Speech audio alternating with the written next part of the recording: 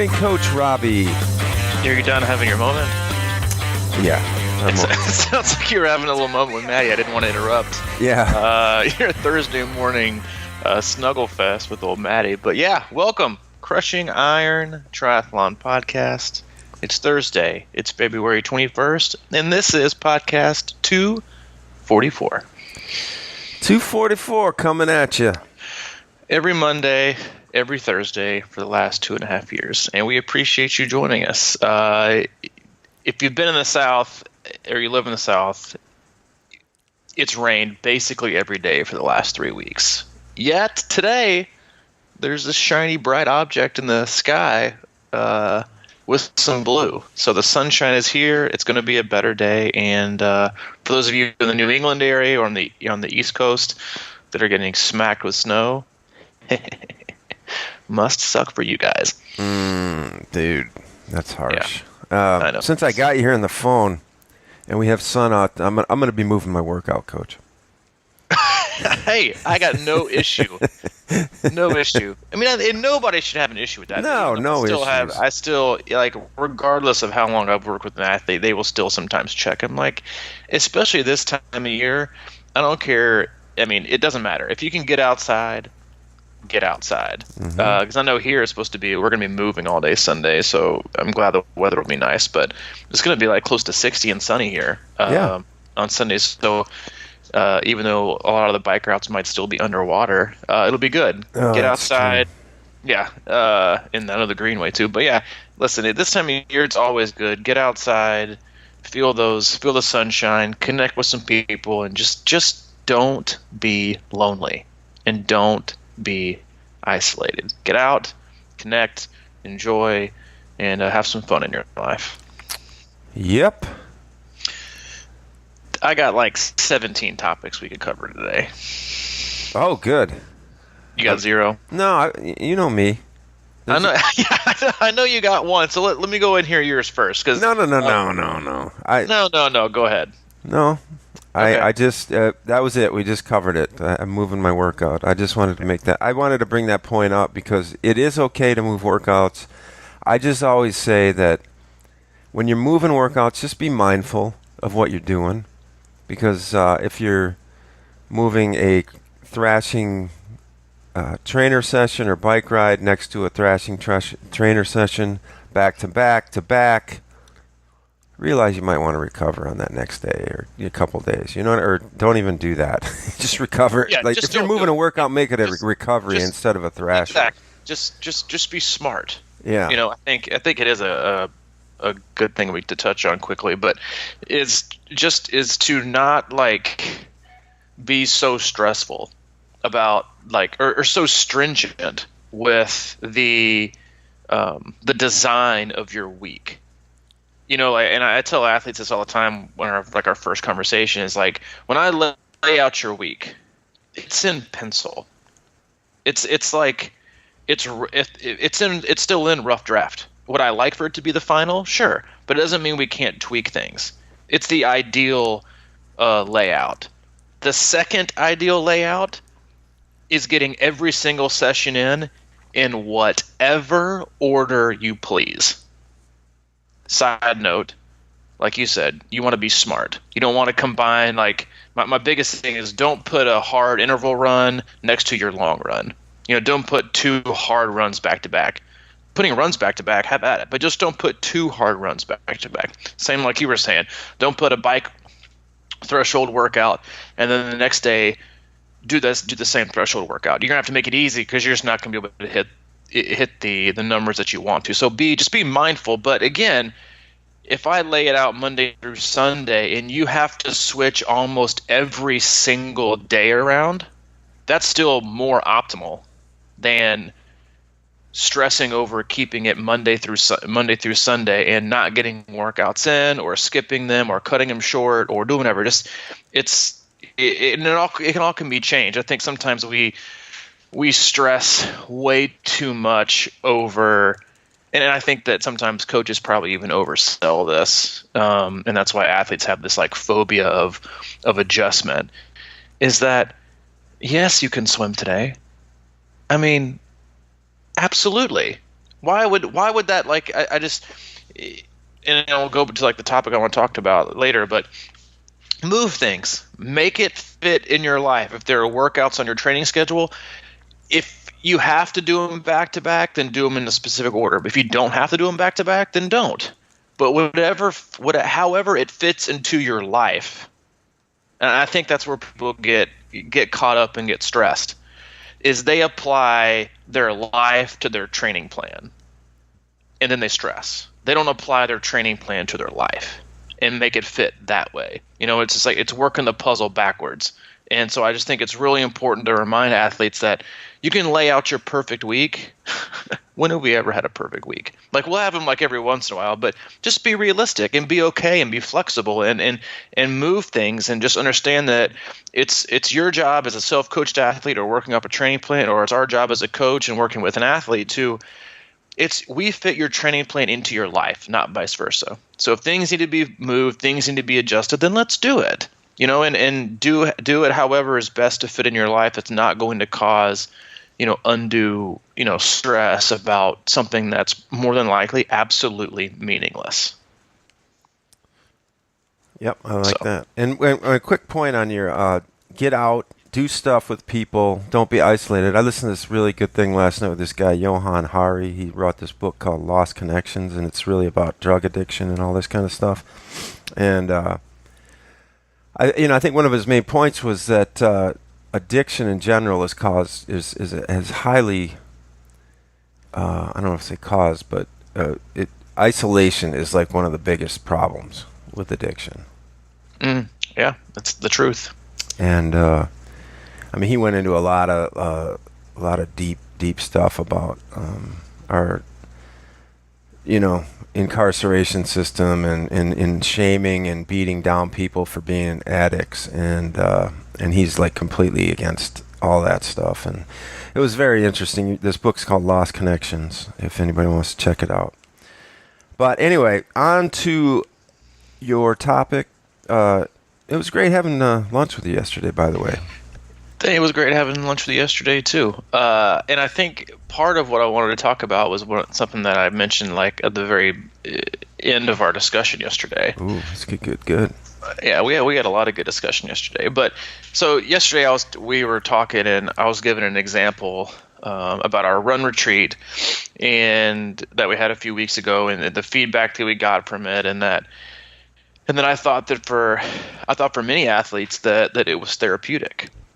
That the reason that they loved it so much was that it allowed them more freedom than they're accustomed to, more freedom to not be attached, to not be grabbed at or demanded of time or expectation. And it was just a time to really connect with themselves and be free and get out whatever they wanted to out of things. And I thought that was one of the most beneficial aspects of the camp was the connecting with people and the self-exploration people had. And just, I feel like in life so many times and in training, everybody's trying to keep up with the Joneses, and everybody's trying to keep up with this, personal and professional facade. And also I think a lot of athletes take that same kind of approach to training, as they have to keep up this, I'm still training, look at me, I'm still doing it, like, you don't have to forget about me. And it's like everyone's like holding their breath, and because they're so wound up tight and they're so anxious and they're so like, what I want, any people are gonna see, like, oh my god, like my Garmin's not uploading, what am I gonna do? Like, listen, first of all, just be freaking patient. Garmin had apparently some issues on Sunday that people like the workouts weren't uploading immediately. And if it doesn't upload immediately, athletes will like send me screenshots of their workout within 60 seconds if they don't upload. Come on. Yes. First of all, just chill the hell out for a minute. Give it some time. Like, and I think it's just it's a good barometer for like, who cares? Who cares? Manually put it in. Who cares? But the amount of stress specific athletes took from it not uploading, it was kind of insightful. Okay, you still did it, but it immediately like erased what it did. But going back to what I was saying, like I think everyone like walks around, or a lot of people do, professionally, personally, and in training, like they're holding their breath. And when they got to run camp, or the camps that we have a lot, is they can exhale and just do things for the sake of enjoying them and doing them. And they don't have to bring their phone. They don't have to have a selfie to prove they were on this like beautiful trail. And so I was talking to you about our, we have our son Hayden is 2.5, and he goes to daycare. And if you have a toddler, the perils of what I'm about to discuss. But he is absolutely like a gem at school, which is kind of ironic that you and I talked about this yesterday, that how perfect he is at school, because I went and picked him up and he went in timeout yesterday for hitting a kid. Anyway. Oh, no. Yeah, hey, Ford took his book and he smacked him for it, which isn't okay. But he's like been in timeout once in the last like 2 years. But it was funny that I talked about how good he was at school with you, and then I went and picked him up. And the first thing he said was like, "How was your day, buddy?" He was like, "I went to timeout." I was like, "Oh, well, what happened?" He's like, "Well, Ford took my book." I was like, "Well, if it was a good book, whatever. Ford, better get his act together, and so should he." But anyway, he would be perfect at school all the time, and for the most part. And then as soon as we would pick him up for the next like 2 or 3 hours, he would be an absolute terror. Not every time, but he would be so much harder to deal with, so much harder to handle and to wrangle and to like get to do basically anything just to like listen to the most mundane request. And so Allie and I have been talking about, it's like, just makes you feel like you're not doing a very good job parenting. And like, so what's going on, or how are we parenting different? Maybe we need to take tips from the daycare teacher on how they're doing things. And Allie sent me this article that was really insightful. And basically it was talking about how your kids at daycare or at school, whatever age they are, I think it's probably the same for adults too, is they go to daycare and they have to hold it in. They feel like they have to hold it. They have to be perfect. They can't mess up. They can't do anything because they don't have these really bonded relationships with their teachers that in turn like give them a comfortability to push the boundaries, because they don't know if they're still going to love them or not. With your parents, the kids will push their boundary to the parents because they know that no matter what, they're going to love you and you're still going to have a place to sleep. And so it's different. But it was basically saying like, so when you pick them up, they basically just like exhale, and they're like, because if you need a 2.5-year-old holding together all day, then when you get them, they're like, finally, I can like let go a little bit. I can explore some of my passion. I can push back a little bit, and then you get them home and you want to start parenting them all over again. They're like, dude, I've been holding together all day, and now you're going to tell me no, I can't play with that helicopter? You'd better believe it. I'm going to play with that helicopter, and I don't care what you say. And if you take it away, I'm going to throw a tantrum like you've never seen before. And so I just thought it was really insightful about how we hold it together, and how you need to allow these opportunities for freedom, not to just not parent them, but to let them like finally feel like they can just kind of be and do what they want to do, obviously within the realm of something that's acceptable. And it got me to thinking about, why I thought that was so beneficial at the run retreat, was that it kind of let everybody like who has to hold it together all the time, whether it's parenting or kids and relationships and business or caring for, a loved one or a stressful job or, always making sure their kids good. And then you get to run camp and it's like I think Tracy Shirley says like you have zero responsibilities except to just have fun. And enjoy yourself and get things out of it. And I can't help but take that same parallel to how specific athletes or personality type athletes approach training. Like imagine your whole life is, work and relationships and parenting, and you're trying, all these things where you have to always try to be on it 24/7 and meet expectations and answer to people and do this and do that and mind your P's and Q's and just make sure everything meets the daily life standard that is, Triathlon Joe in his regular life. And then he hops into training, and again, instead of allowing your training and structuring your training and having no expectations on your training, you yet again shove yourself into the same cycle and the same box of, I have to keep up, I've got to do this, I have to meet this standard, I have to meet this expectation. If I don't meet this pace, then I'm failing. Instead of allowing that time to be energizing, and you say this a lot, that working on training should give you energy and not take it away. And obviously it's going to be demanding in specific areas, but it shouldn't always be draining. You shouldn't always be spent. And it's just how many times we're missing those opportunities to, to connect with ourselves and just free ourselves from the day-to-day mental and emotional demands that we all have in life. And when you place even more demands on yourself, you something ends up giving. You end up not falling apart, but certain aspects of your life begin to fade away because if you never take time to re-energize, your energy will run out. It's not infinite. You can't skip on sleep. You can't skip on your diet. You can't, stretch yourself too thin. You can't brag that you only slept 4 hours and you're still the super productive person. And that's going to last for, I don't know, maybe a month. And then you're going to just keel over and be done with everything. You've got to re-energize at some point.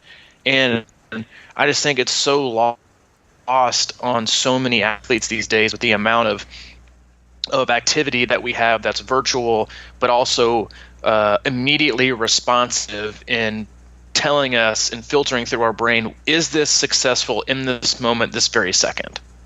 And we're basically reading it off a watch or a GPS unit or a screen or whatever it is, instead of simply having the ability to walk out the door, start your watch, put your sleeve over it, and then free yourself. Like, release from like the expectational chain that we have around us basically every other second of the day. And that people continue to train like that, and they wonder why things don't work out, or they get hurt, or they get injured. And you always find that with athletes I do, a lot of times with athletes who will try to overrun all the time. And I'm like, what are you overrunning from or for? Like, where's the balance in your life? Where are we off balance? Because it's either emotionally and mentally, or you're just forcing everything and trying to meet an expectation that is daunting. And they're all connected, which again is, I think, something that a lot of athletes neglect to understand and realize and just accept, is that they're all connected. Stress is stress. Expectations are expectations. Like, your emotional and mental expectations of each and every day affect yourself on every level you can possibly imagine physically. And so if you have a person who's not meeting mental and emotional expectations, you might see them get on their bike or go out for a run and smash themselves into oblivion.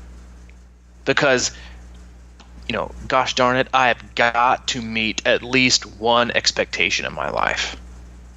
And so it's just a huge cascade of emotional, mental, and physical stressors and release that are so difficult to balance if you never give yourself an opportunity to be free. To be free. Yeah, I wonder if a lot of times people go out and smash a workout because they had a bad day at work. It was a very stressful day at work, and things kind of built up, and it was just like, I got to go let this out. I got to go rip this up. And I don't know if it was because they internalize a lot of, or I could say well, not necessarily now, but I was thinking about that at camp. I was wondering how many people were comfortable with no responsibility. Sometimes it feels uncomfortable because, man, we are just grown-ups, and we've got to live life responsibly all the time, and we got these jobs. We got to be serious at our jobs. And I mean, seriously, man, I had a pretty, responsible job in my earlier years with working at the news station, running the marketing department, and it was just felt so serious. And I always, in my gut, was like, this is stupid, man. Is my job really that important? Like, for everyone around me to be always on pins and needles and working so damn hard just so our stockholders could make money off us. It was really weird. Like I have a serious, it's almost a problem with like that whole structure of corporate earnings sometimes, man, and just the way people think about jobs. It's yeah, okay. I know we got to work, we got to do stuff and stuff. I get that, but the level of importance that sometimes these things take in our lives is just ridiculous, almost. I mean, do you know what I'm saying? It's like I know life's meant to be lived, but I think there's such a big part of why can't we enjoy life? And I think it seems like most things these days are just pushing into these data points, and you get the reports, and I'm talking at work and or with our Garmin stuff, and we're all just like, man, look at how I'm doing, and we look on a screen and see how things are going in our life, and it's just so weird to me. People aren't serious. People are incredibly stressed out about being fine. Being serious is like the most overrated. Like, oh, they're super. No, they're not. They're just really, really stressed out about not doing anything and just staying fine. They're not serious about it. About not doing anything wrong. Yeah, about not doing anything wrong or not doing anything great either. And you see that so much in training. It's like when athletes really, really, really start to press. I'm like, okay, what's going on up top? It's not that you want to be serious about your training. It's usually, okay, what other part of your life have you now felt like you've lost control over? Because now we need to gain, because I think I even mentioned this on a podcast a while back, was an athlete said, I didn't do this workout today because everything else in my life is going out of control, and I feel like me choosing to not do this workout on purpose was me taking back control. And I was like, how does that make any sense? But it just shows and we joke about this, and I think everybody does or should too. It says like it's how serious triathletes like to come across. Mm-hmm. We are super serious. If you can't tell, I'm a triathlete. I take everything seriously. I have to do this, and I cannot go out to this pizza party. There might be pineapple, but I cannot go out to this pizza party and stay up until 10 o'clock. I have to do this bike ride tomorrow with my friends. It's a zone 2 ride, and I have to stay within these parameters the entire time in order for me to see the exact physiological specific adaptation to enable me to do the Ironman that I'm doing. Did you know I was doing an Ironman?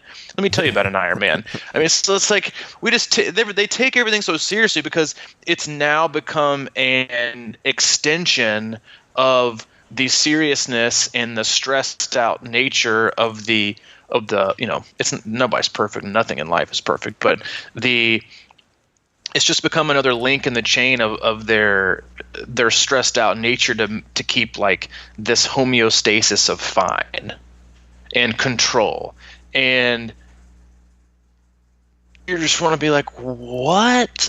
Like, I have a hard time now being where I am in life, being grasping, like, do you know how much more fun it is to just like not be in control of a lot of things, or not feel like you have to control it to see an immediate like data-driven feedback? Like, I've never met a person in my entire life that can go out on 2 different runs and one of them run and not look at their watch ever until they get back and give immediate feedback without looking at your watch. Never will that person say, you know what I've done? I would have much rather stared at my watch every 400 feet to see if I was still maintaining pace. That's a very underestimated little thing, by the way. The not looking at your watch thing? Yeah. Well, I just think that 60-second window, that's just a microcosm of how we have changed and developed as athletes, and how technology has grown to where I know I talk about this a lot, but how the filter has been distorted greatly, and how much influence now we give to before we use the words good, great, or rewarding, or filling, or freeing, or whatever you want to choose to about a bike ride or a run or a swim, that from the time you get done immediately, if you were to jot down on a sheet of paper how that felt and what you got out of it initially, before you succumb to peaking at your watch pace, I bet you more times than not, that 60-second input to outcome would be different. Because if you took two twins that were the exact athletic ability, exact same life stressors, whatever, just clones of somebody, and you had one of them run and they didn't look at their watch, and the other one ran and didn't look at their watch either, and the one of them got done, he pulled up his sleeve and he looked at his watch and like, well, I thought that was a good run, but it's not. My pace dropped. That wasn't really good. And then the other guy gives you immediate feedback on, how Triathlete John, how do you think that went? I felt pretty good today. I feel like I ran in the zone that I wanted to, and it was good. And I got my mind off a lot of things. And then you look at their watch and it's different. And it's just an example, I think, of how like limit the. I think it's just a lesson in that we can all take, and even myself, is just like, you just got to limit. We talk about minimizing aspects of your life and trimming the fat and just, only allowing, things and people or whatever to be good in your life, and even though it's really, really hard, is like you have total control of the type of filter in which you put in your training. And we talked about this yesterday at length. I have athletes that do their workout and hit completed as planned. And they are incredibly successful at running marathons, at qualifying for Boston, at completing Ironmans and PRing and shattering their previous goals. By doing this, by following the plan and listening to their body. They don't have to, they don't have to look at data. They don't have it. They don't even look at heart rate. I know nothing. I don't have power. I don't have cadence. I don't have anything. Listen, those things are not a prerequisite for success. None of it. People were shattering records and records that stood till just like 2 or 3 years ago, back when nobody had all that.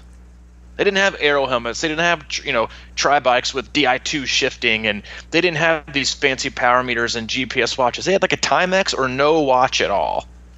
But they were still able to be incredibly successful.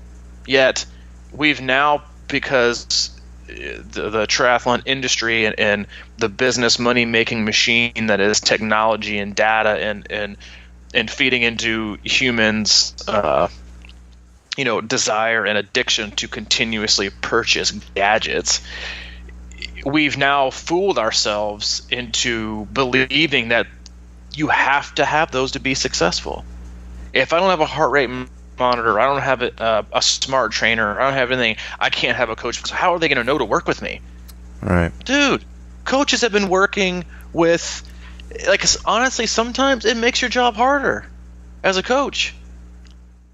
But so many things can still be accomplished, and you can still work with every single athlete. And so if you're out there and you're listening, you think, man, I don't know, I'm just getting into the sport. I don't have a tri-bike, I don't have a smart trainer, I don't have a power meter, I don't have a GPS, I don't have a heart rate monitor.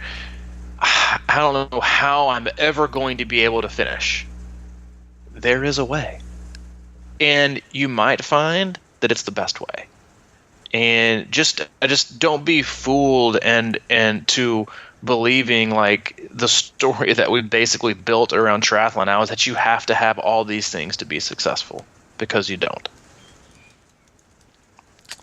Well, what? Well, yeah, you're kind of alluding to what Alan and Scott and those guys, and Chrissy Wellington never used any of that stuff either. Well, maybe in training, I don't know, but she never raced with that power meter. A lot of athletes, even pros today, still a lot of them still will train with data, but then when it comes to racing, they don't look at it. They just go. Yeah. I mean, of course, it's a different demand for them because they're trying to win and they have different dynamics to play out. But well, that's the big question for me always. Is all right, how many people are trying to win? I mean, even their, I guess, age group or whatever, top 5, type people in this world, and there just aren't that many. And most of us aren't at that Yeah, there's level. only 5. Yeah, right. So, you know what I mean, though? Most of us aren't even close to that level. I mean, I've had marginal success in some of my, top 16 finish or whatever, and it always comes back to me, like, I've never used any of that stuff, and I just know that I get off track the same way that we're talking about in this podcast. It's like, I get too stressed, or I'm skipping stuff, or I'm going too hard, all these kind of things. I know in my heart that that's really what's going on, and I'm not getting in enough mileage, sometimes easy mileage, those types of things. I'm not making the time for those workouts, and I just know that in my gut, that that's really what's going on. It doesn't have anything to do with the watch. Yesterday, I've been getting pretty good actually at that, pulling the sleeve over my watch. And yesterday or 2 days ago, I had a 30-minute easy run, and I went out and did that, and it felt amazing after a really tough kind of weekend for me. And I stopped my watch at the end, and I ran for 30 minutes and 4 seconds. It's like those kind of things just sort of start happening. You kind of get really good, get feeling things, and for me, that goes a long ways, man. That perceived energy thing that everybody kind of talks about, that they don't understand, and there's really only one way to get good at that, and it's just start listening. And that's like perfectly said. Listening to yourself. Like, it's such a great way to put it. Like, is it easier to listen to yourself when you're walking alone, or would it be easier to listen to yourself in a crowded bar? And the crowded bar is what we subject ourselves to now, with so much data and so much comparison. Did it upload to Swift? Did it upload to Training Road? Did it upload to Garmin Connect? Did it upload to Strava? Dude, you didn't do 4 workouts. You did 1 for 1. Just like, go out, go walk alone. Stop walking with, the parade, the Rose Bowl parade of data behind you. But it's such a great way to put it. It's like, it's so much easier to listen to yourself and then have a conversation, or then maybe with like one other person, than, we've all been in like worthless meetings, because basically every meeting that you have at a business is totally 100% worthless. It's the biggest waste of time. Because let's be honest, the more meetings you have to have at a work or a business, the less you actually are being productive. But that's the time where the boss has to, stand show up, us stuff. Hey, look what I know.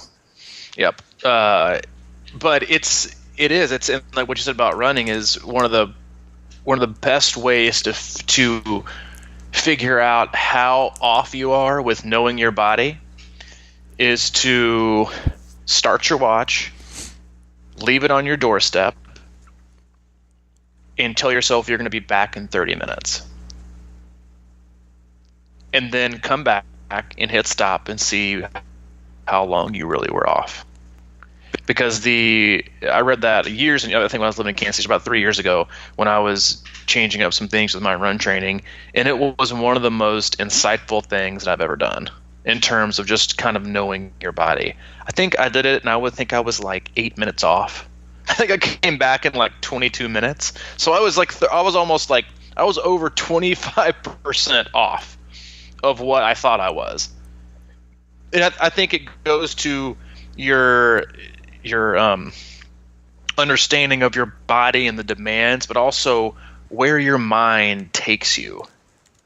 Because I would imagine that if you allow, because you're always thinking about time and about time and about time and come back, but if you allow yourself to get lost and be in the moment, then I feel like you have a much better opportunity.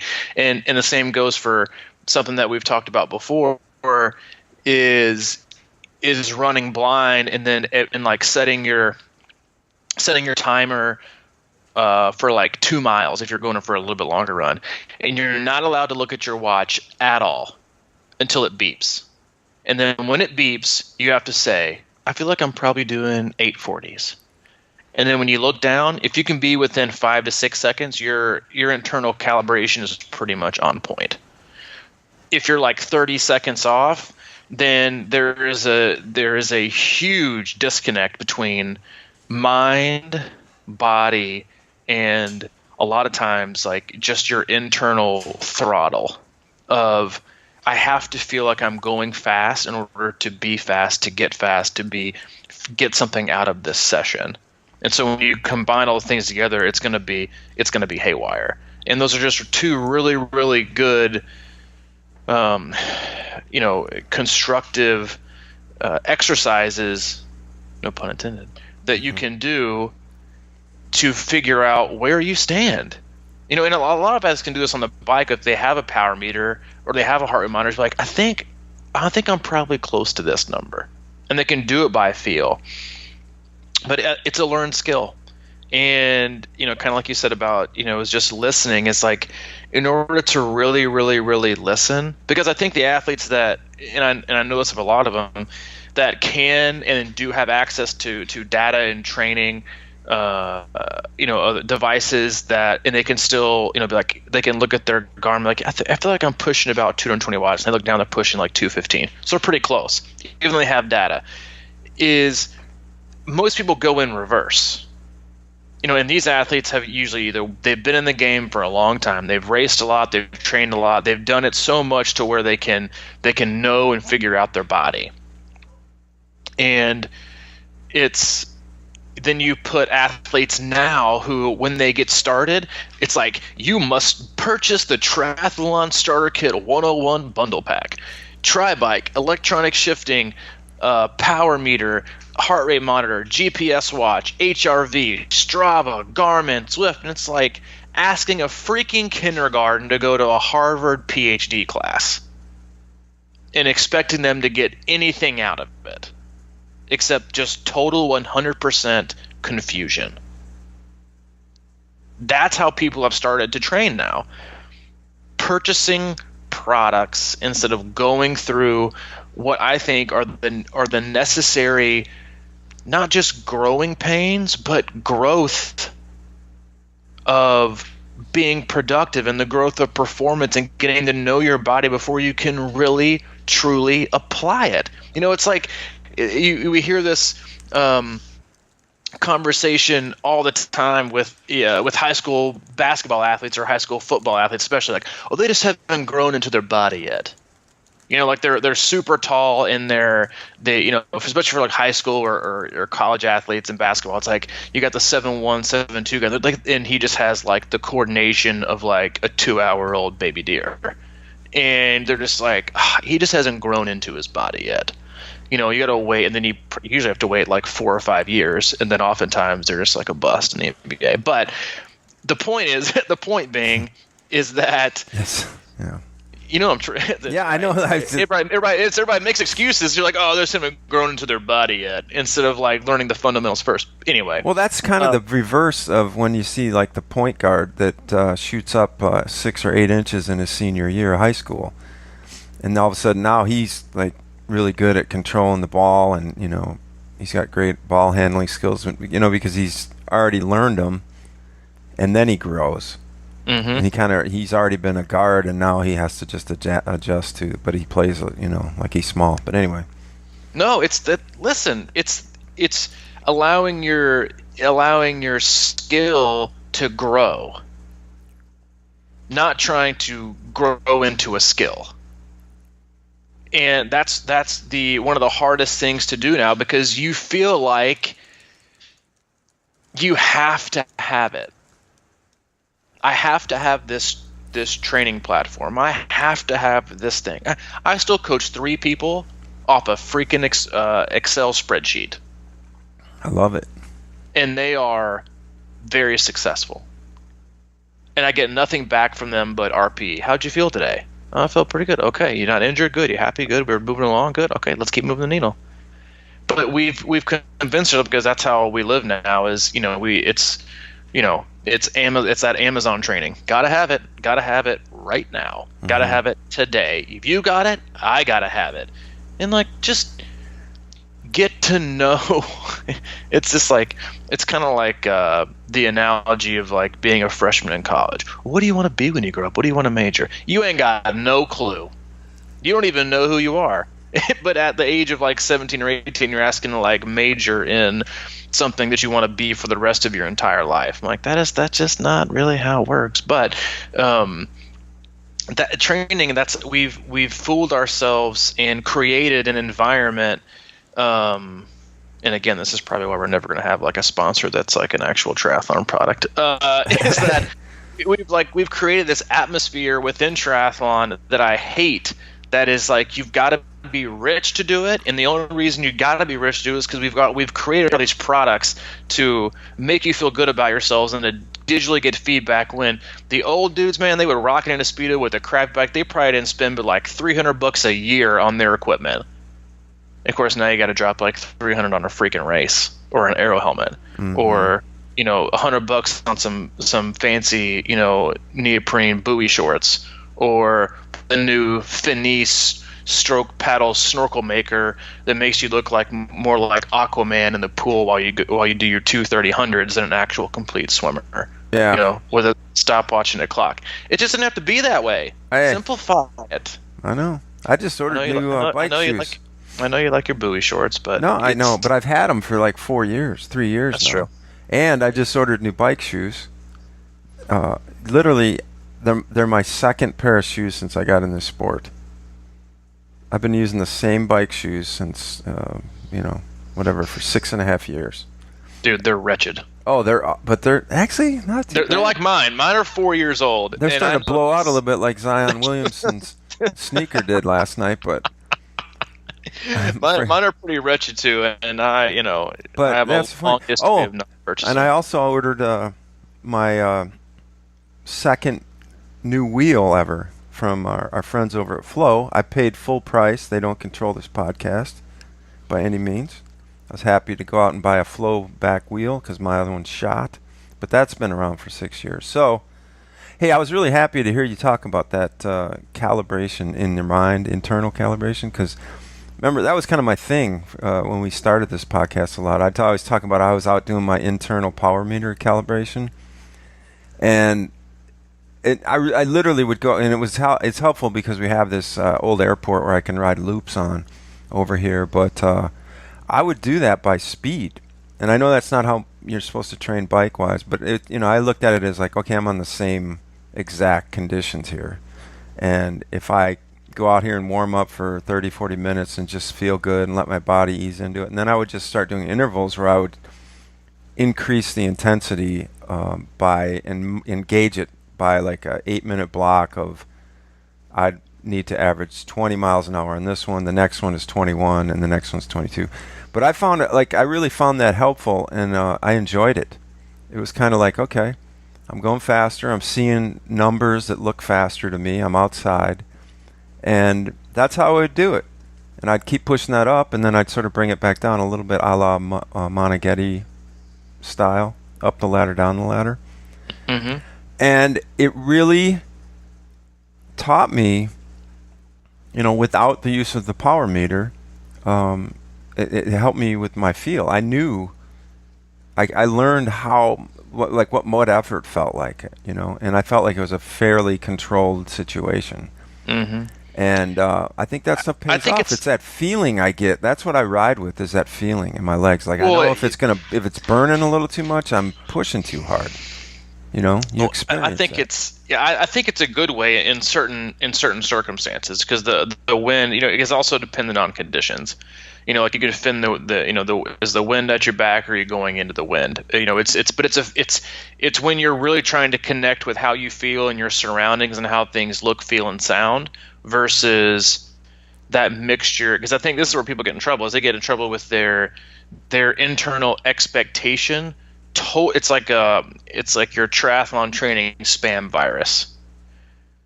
Your body and your mind are probably usually pretty set and calibrated, and then you apply your expectation spam virus, and everything just goes to hell.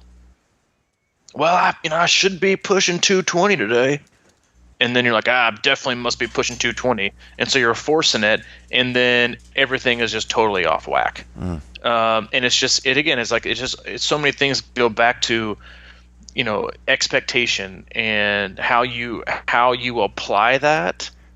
And is it something that you apply to get X, Y, and Z out, or is that you will do anything possible through X, Y to get that Z of your meeting your expectation? And along those lines and along that, training session, you're ruining it, or you're overtraining, or you're just not listening. But so many people do not care. I don't care if I'm overtraining. I don't care if this is the stupidest workout you've ever seen in your entire life. I don't care if it looks like doing 9 Dave Scott brick workouts so I get off my bike and run 19,000 times in zone 6. I don't care if you think that's stupid, because it is. I just care that when I get done with today, I feel like I've crushed it. And I don't care if it crushes me in return. It's very difficult for so many athletes to wrap their mind around, because they've gotten addicted to that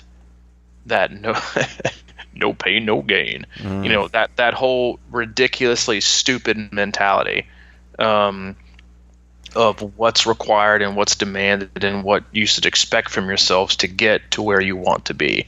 And it's the most overrated thing ever. Let's talk about that no pain, no gain thing again, because for me lately, I've been thinking about this a lot. Because I'm in 50s. I'm a little bit older, and that mentality of no pain, no gain. I mean, that kind of was coming around when I was in like high school and college and stuff. And I think it honestly can apply a little bit more there, because we're so much more resilient. But that's the thing that sticks in our head. And as we get older, the more we try to do that, man, it just goes in reverse, I think. The more pain, the less gain sometimes, because you just can't keep it up. So that to me is a big issue. And most of us in triathlon are, well removed from our hard activities of our youth and sports and things of that nature, and we come back with this mentality that we're still sort of the same. But we're not. We have to look at it differently.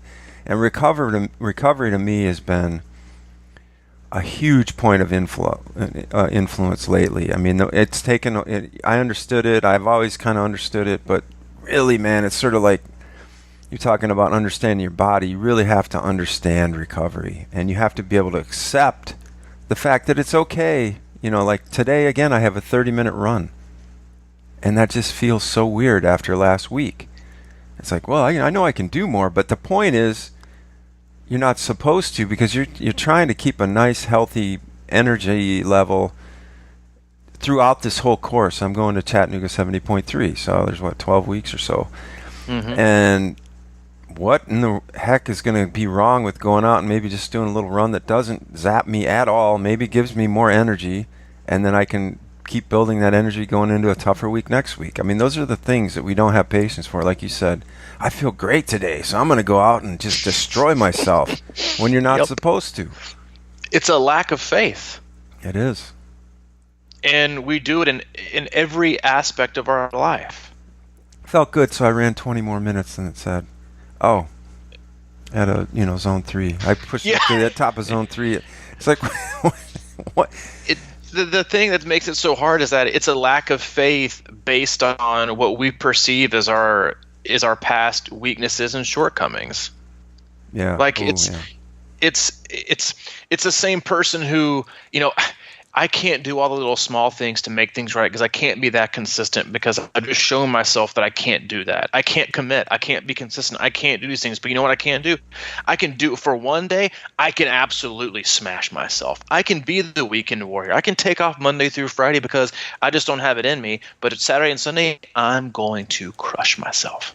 And then 6 years later, you're going to find yourself with 2 knee braces at the Y playing basketball.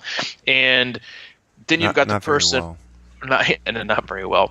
And then the same thing can be said for race faith. because the it's not the no pain no gain. It's if I don't have pain, I'm afraid I won't gain or I can't gain. And the same thing goes to the race version of no pain no gain. It's, man, I'm really struggling with this training for this Olympic. I don't have it in me. There's just no fire. But you know what'll get a fire in me? Let's do an ultra Ironman. Let's do it. I got it. I will wake up in flames with motivation and internal commitment that I didn't have yesterday. So I can't do the small things. I need something greater to pull that out of me. And we do that in like every aspect of our life. And, buying, this isn't okay, but you know what's going to get me going? This. Or I'm going to buy this. That was like one of the first things that I really noticed when I got sober was all the buddies I had that, unfortunately, it's not to laugh about. I'm not laughing, but I had so many, most of them, if not all of them, would relapse. And they always say that you relapse way before you take your first drink. You start doing things that you used to do that led you to drinking. And the biggest sign I would see is people would either athletes, listen to me, is my friends that I was in recovery with or whatever, they'd either get in some like ridiculous relationship, they'd go buy a dog, they'd spend a lot of money on a new car, or they would get a tattoo. And if you ever saw any of those things, you're like, dude, you are reaching for something.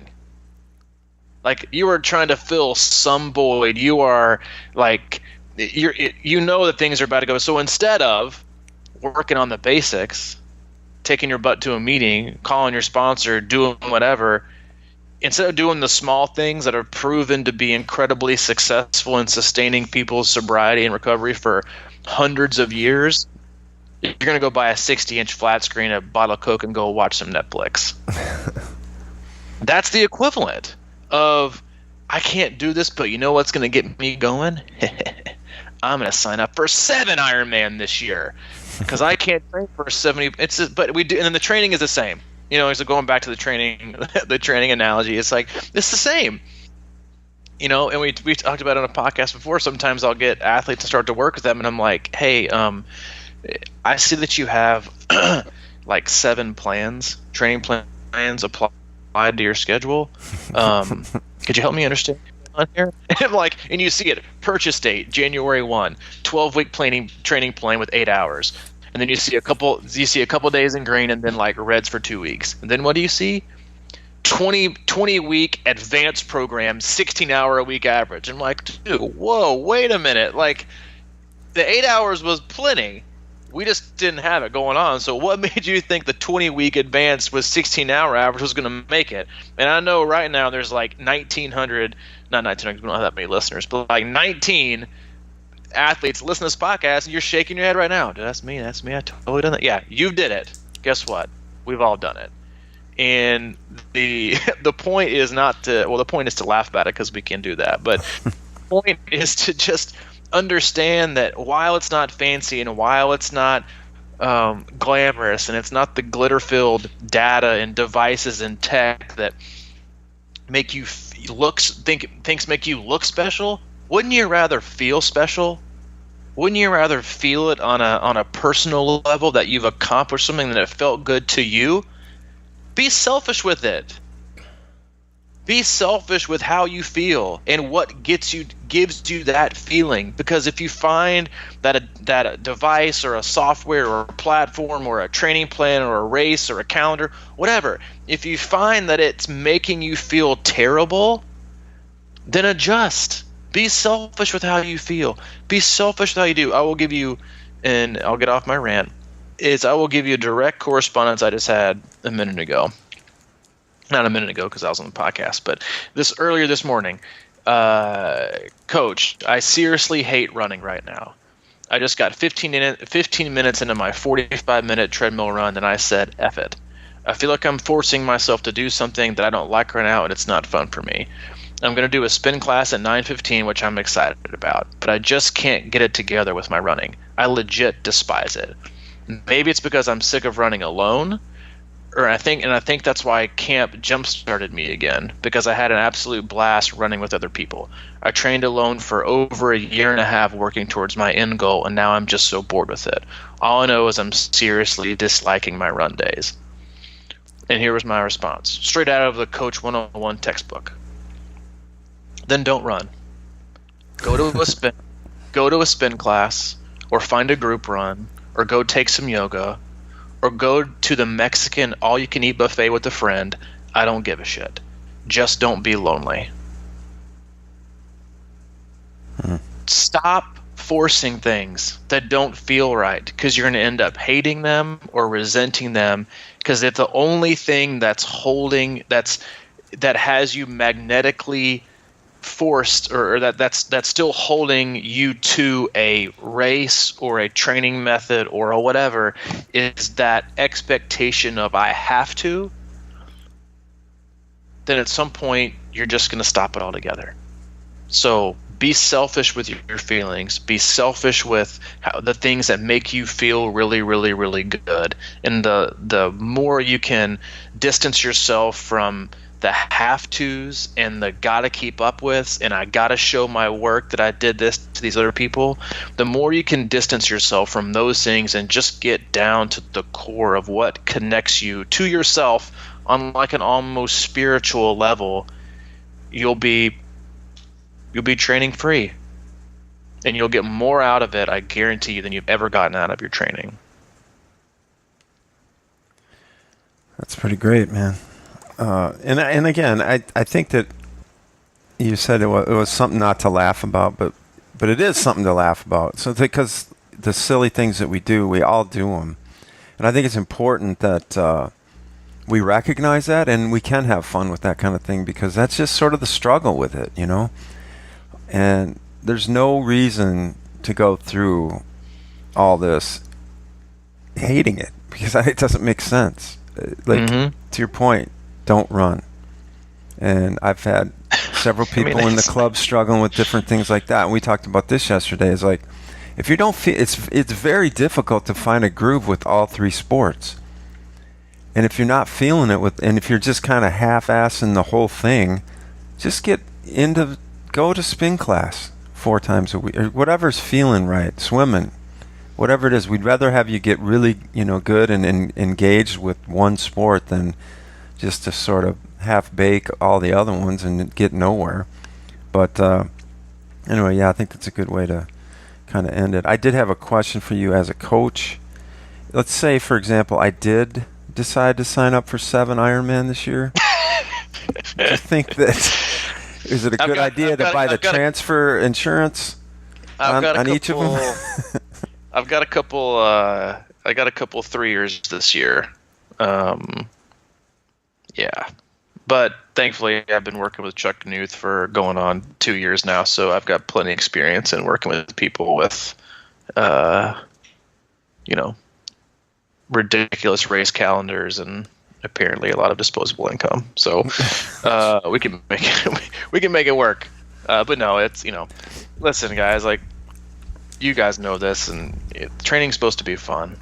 What we do is supposed to be fun, and not just fun, but freeing. And learning something about yourself and giving yourself time to just like not judge yourself all the damn time. That's all we do. We judge ourselves 24/7. How many likes do I get? How many hearts did I get? Did I meet an expectation in my run today? Am I making people happy in my life? Did you not like me? Do you really like me? I wonder why you haven't talked to me today. Like, or am I boss telling me I'm gonna get a promotion? Or I hate my job. Maybe I'm gonna lose it next week. Like the constant, like that's why swimming. That's why you come up with all your thoughts while you're in the shower or while you're swimming. Because nobody can touch you and nobody can talk to you, and your brain is just free to like let itself. It's like sleeping and dreaming while you're awake. It's your time to let your body and your mind figure things out. So free it up. Mm-hmm. Yeah, but still, how many times have you got in the pool and had been having a conversation on your phone, and you're just kind of in the pool. God, man, I got to get out of here and see what they said. You know?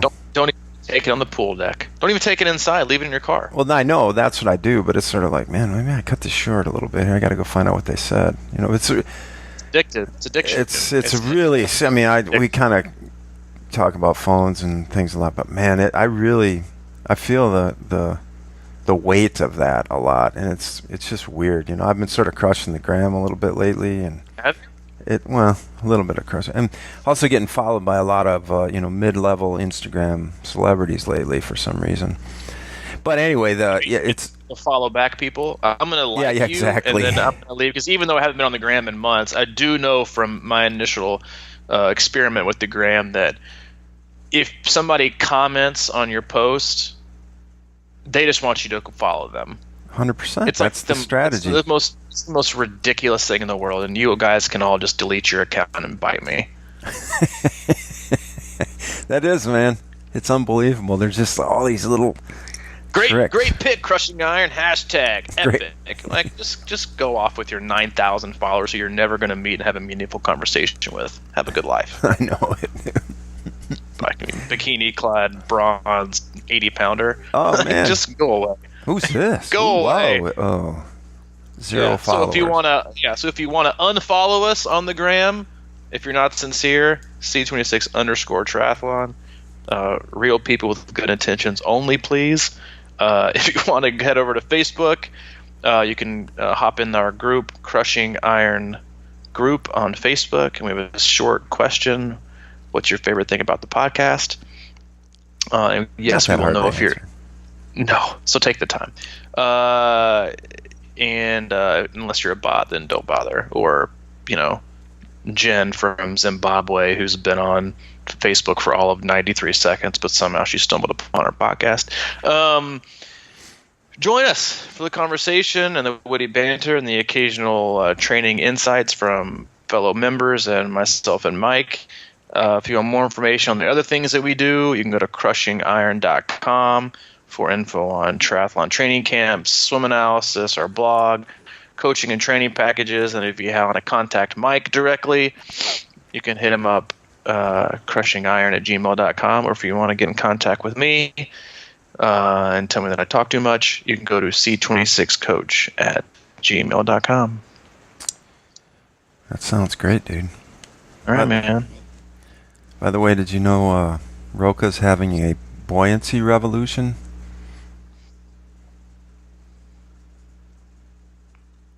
Out of office reply. Oh, man. We are really not trying to get sponsors. Don't you love it, though? Listen, yeah. I love it. We don't owe anybody anything.